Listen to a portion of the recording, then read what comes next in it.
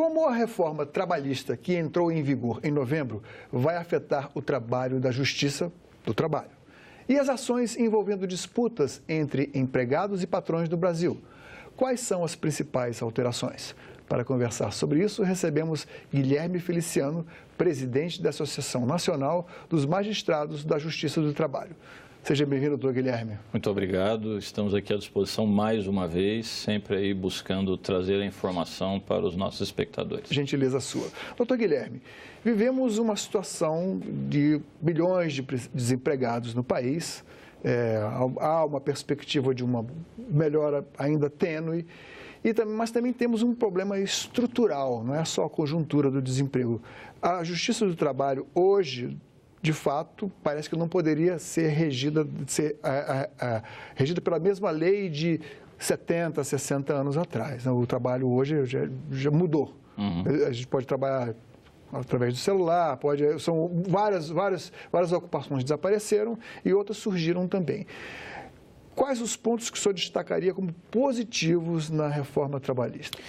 Veja, nós da ANAMATRA sempre entendemos que modernização das leis trabalhistas seria algo interessante. Quando nós estivemos pela primeira vez com o deputado Rogério Marinho, que foi o relator do projeto na Câmara dos Deputados, nós dissemos a ele que, inclusive, víamos diversos horizontes interessantes para se avançar no sentido de uma regulamentação do trabalho. Eu lhe dou alguns exemplos. A questão dos contratos preliminares ou pré-contratos de trabalho, que na verdade são contratos em que as partes se obrigam a depois celebrar um contrato definitivo. Isso é muito comum, por exemplo, no futebol profissional. O jogador trabalha em determinado clube e aí ele, enquanto está nesse clube, já celebra um pré-contrato com outro clube para que no final dessa temporada ele já seja vinculado ao outro. Qual é a regulação para isto? No Brasil não há. A lei trabalhista simplesmente não trata deste aspecto. A portuguesa trata, a nossa não. Esse era um aspecto que poderia ser alcançado. Os trabalhadores que se valem de plataformas virtuais, chamado crowdsourcing, caso do Uber. Regulamentação deste trabalho, não há. A questão, isso é interessante, algumas companhias aéreas na Europa já fazem testes genéticos para saber se efetivamente aquele trabalhador tem uma doença degenerativa que depois vai prejudicar o investimento na sua formação. Mas isso não viola a privacidade, a identidade genética do trabalhador? Outra questão. Mas, no final das contas, a reforma trabalhista não tratou de nada disto. Ela acabou revendo algumas conquistas históricas do direito do trabalho e trouxe algo no sentido de uma modernização, por exemplo, no teletrabalho. Não havia regulamentação a respeito, a reforma passa a falar do teletrabalho, que é o trabalho realizado em casa por meios telemáticos. Mas a questão é que mesmo aqui, no final das contas, houve um retrocesso, porque, veja, até então já havia teletrabalhadores no Brasil e eles recebiam horas extras, desde que fosse possível o controle da sua jornada. A partir da lei da reforma está dito que não receberão. Eles estariam fora do regime de jornada, o que, a meu ver, é uma discriminação quanto a esse tipo de trabalhador e, portanto, inconstitucional. De modo que avanços, de fato, no sentido de modernização, de alcançar o que há de novo na realidade trabalhista, houve muito poucos, na minha visão. Há alguns pontos interessantes, especialmente no campo do processo do trabalho, mas no sentido de modernizar, ou seja, de regulamentar novas realidades do trabalho, não há muita coisa. O senhor poderia esmiuçar o que o telespectador pode entender, e eu também, sobre o processo do trabalho, que avança? Veja, o processo do trabalho é exatamente aquela sequência de atos que são praticados na Justiça do Trabalho para a formalização e a resolução de uma demanda que seja levada ao juiz. O que houve de avanço aí, na minha visão, a esse respeito? Que são algumas novidades interessantes. Um exemplo, a CLT dizia no artigo 818 que o ônus da prova no processo do trabalho é de quem alega. Somente isto. Ou seja, a função deste artigo era dizer, no processo do trabalho, quem deve provar o quê? E simplesmente dizia, quem alega, prova o que alega. Mas, no final das contas, isso gerava uma certa confusão. O trabalhador diz, olha, eu fazia 16 horas extras por mês. Ok, ele alegou, tem de provar. Mas aí o empregador vem e diz, não, ele fazia a jornada correta, 8 horas por dia.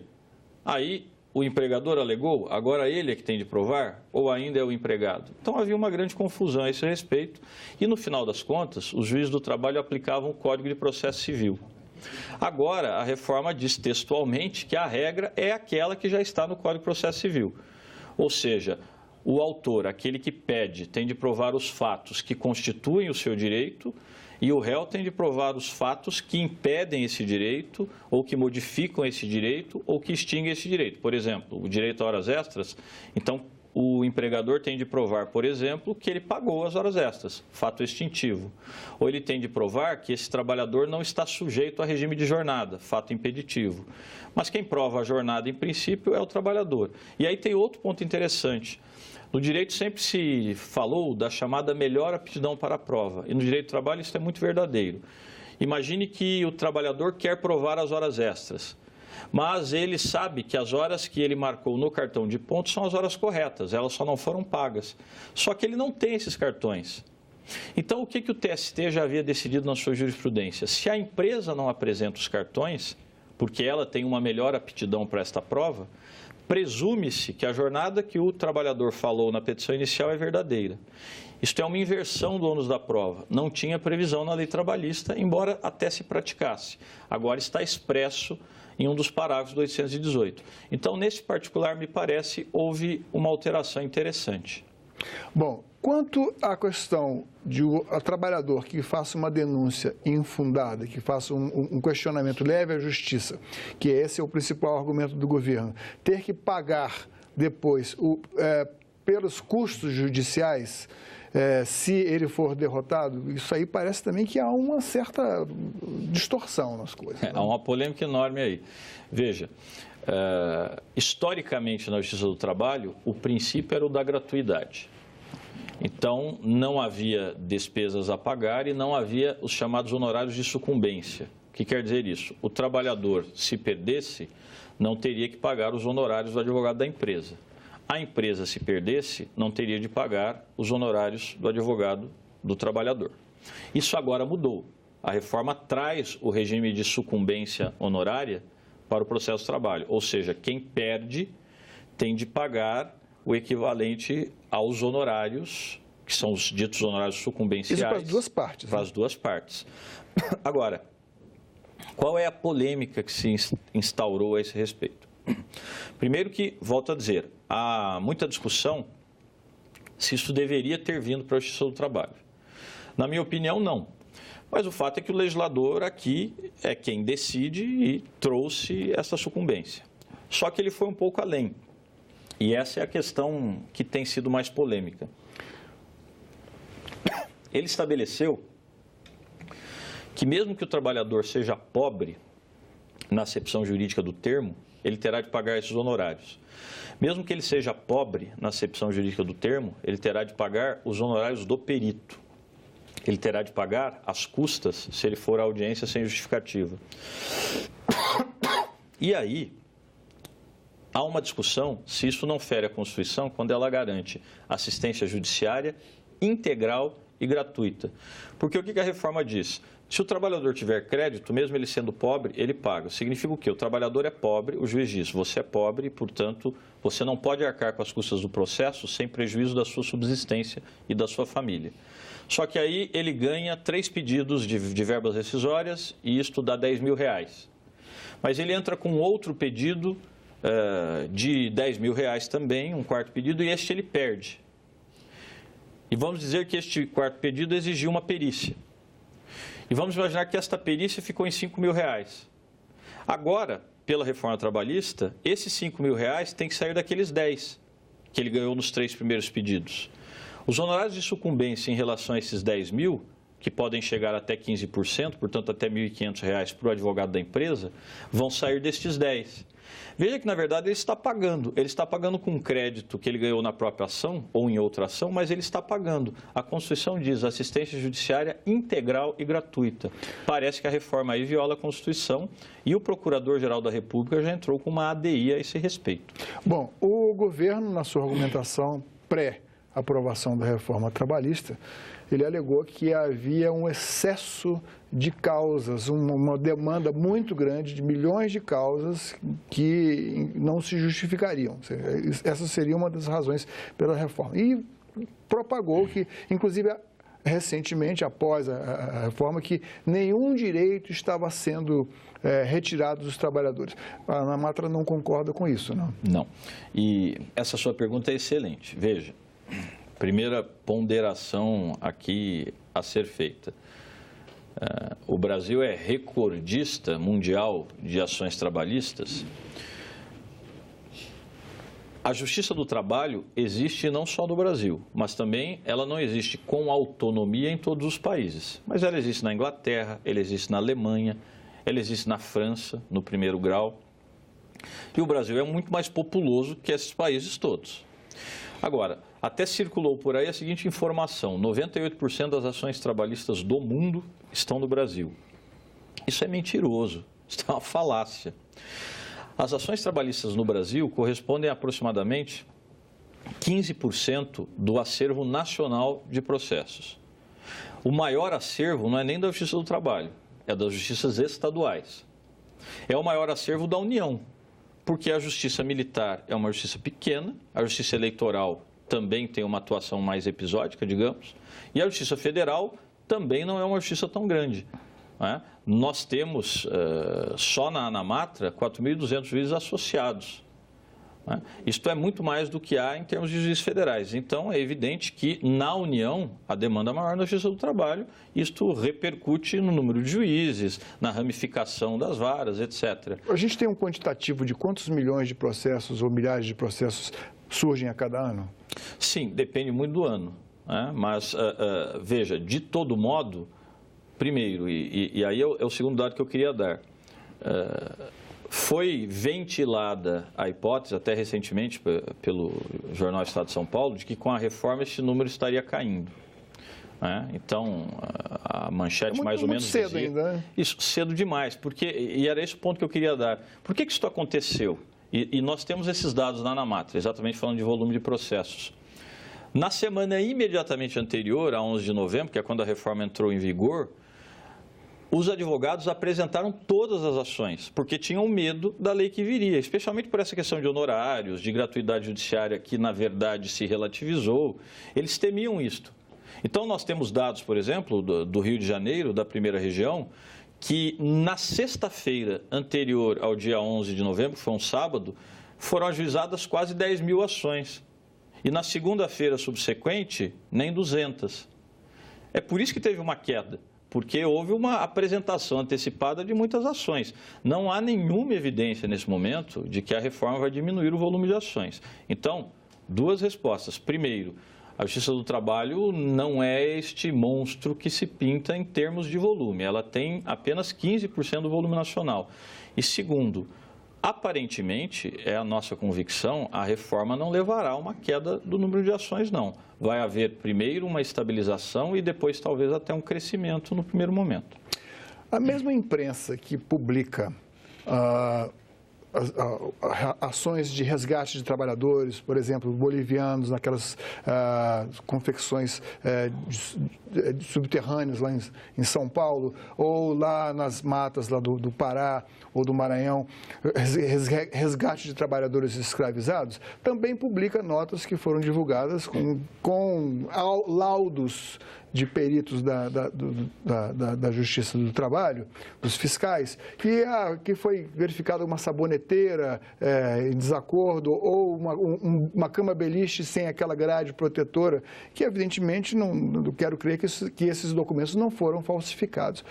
Quer dizer, onde é que está o bom senso nisso aí? Como é que fica, qual o temor que vocês têm com a mudança com relação à fiscalização do trabalho escravo, ou análogo à escravidão? A fiscalização do trabalho não é uma função da Justiça do Trabalho, é do Ministério do Trabalho pelos auditores fiscais. Então, aí já é poder executivo, não é poder judiciário. Mas não tem consequências junto à Tem, e aí eu posso lhe dizer da magistratura do trabalho. A Justiça do Trabalho é muito parcimoniosa ao reconhecer estas situações.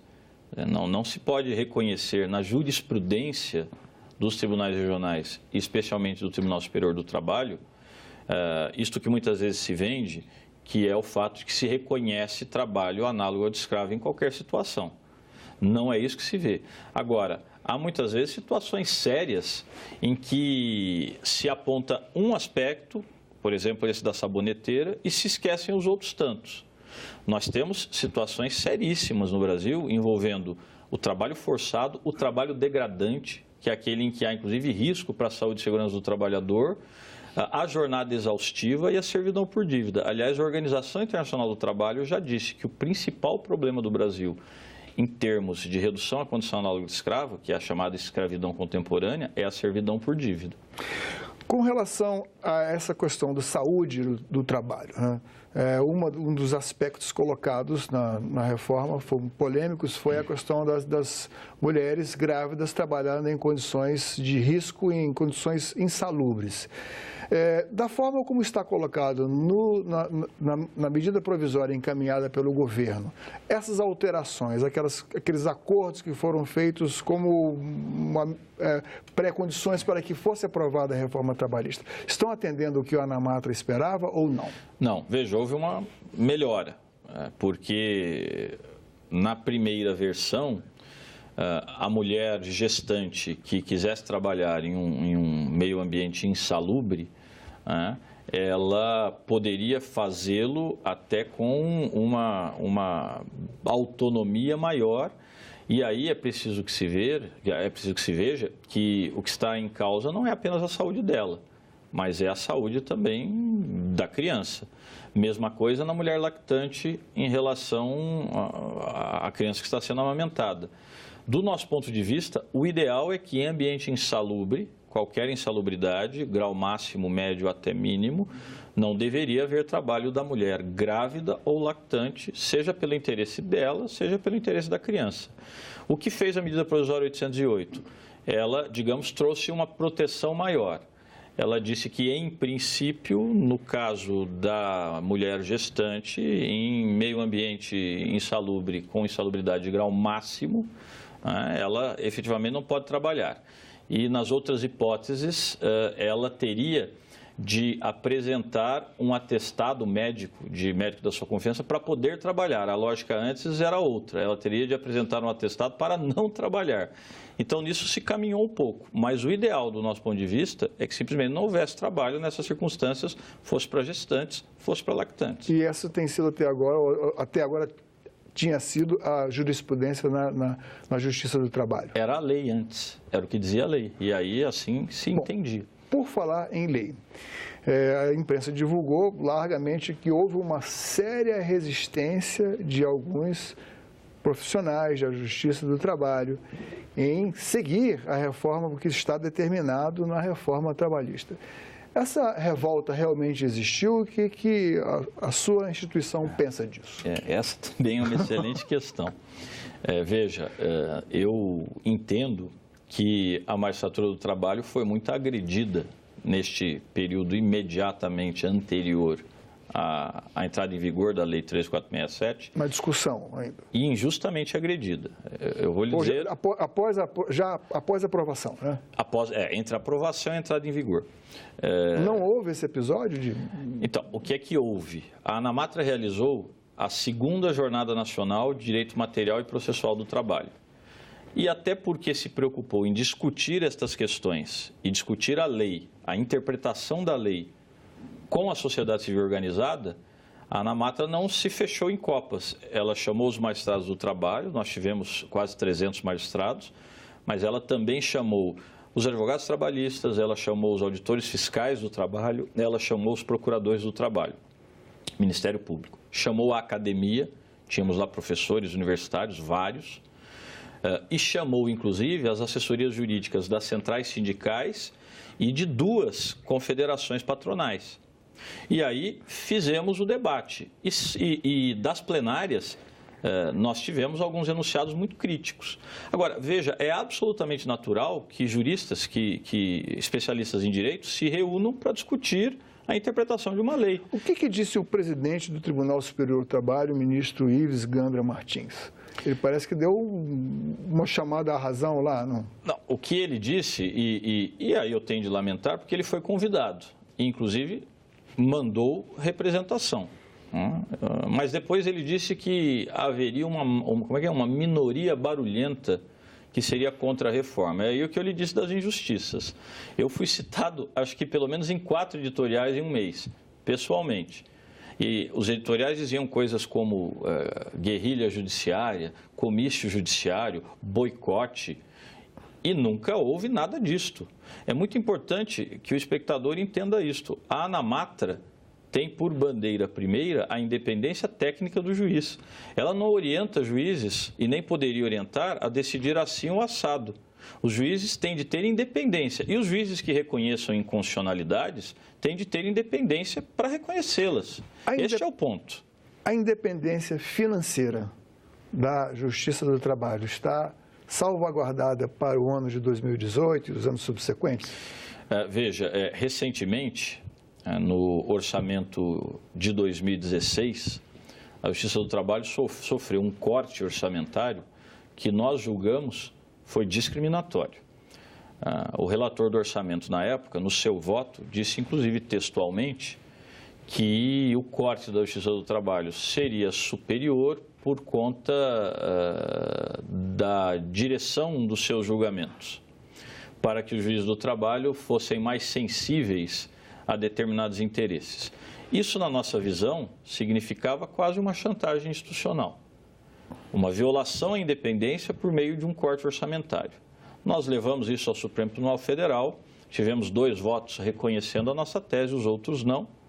Mas o fato é que a ANAMATRA esteve recentemente com o presidente da Câmara dos Deputados. Que no primeiro semestre manifestou suas dúvidas quanto à necessidade da existência da Justiça do Trabalho no Brasil. Isso, mas nós levamos inclusive essa questão. Mas o presidente Rodrigo Maia foi muito receptivo, muito simpático, e nos disse que, primeiro, estas suas falas talvez tenham sido mal interpretadas. Ele acha que pode ser uma discussão importante para o futuro uma determinada fusão, para que seja uma justiça única, mas esta, disse ele, não é uma discussão para agora. Porque o objeto da existência não vai desaparecer. Exatamente. Né? Então, disse ele, esta não é uma discussão para agora, isto não está na sua pauta.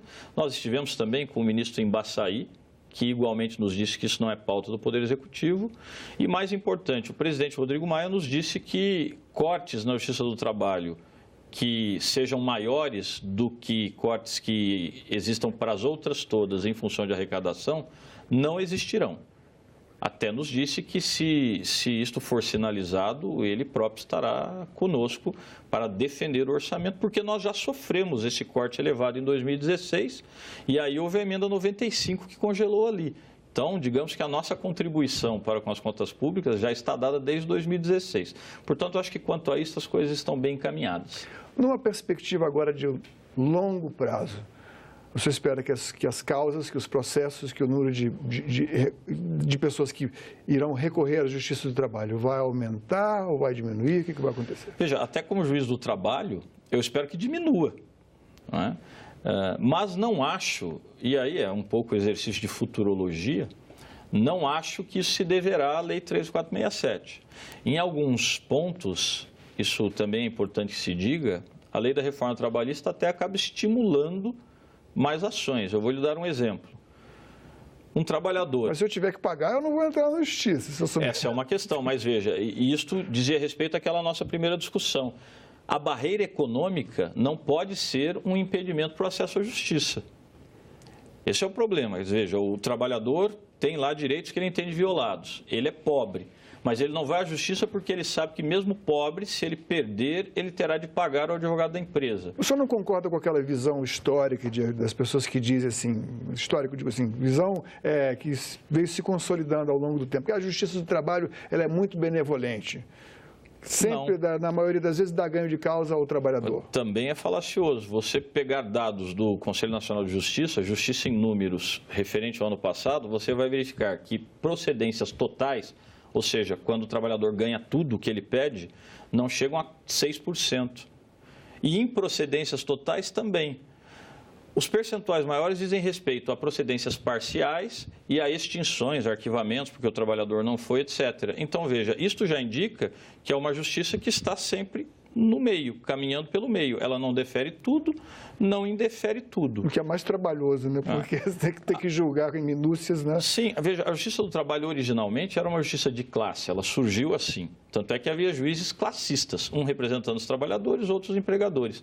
Isto termina na emenda 24, a representação classista desaparece. A emenda 45 traz à Justiça do Trabalho, depois, em 2004, competências que, inclusive, estão fora da relação mais estreita entre empregador e empregado. Questões relacionadas à greve, à fiscalização do trabalho, questões relacionadas a habeas corpus, habeas data, as próprias questões de indenização decorrente de acidente de trabalho.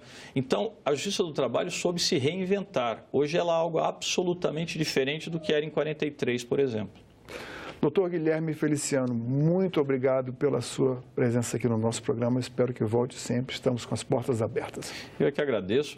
Muitas perguntas, todas muito pertinentes e permitiram que nós fizéssemos aqui uma análise, digamos, panorâmica de tudo que é. Nós estamos sempre à disposição e contem sempre com a Anamatra para esses importantes programas que realizam aqui. Obrigado, senhor.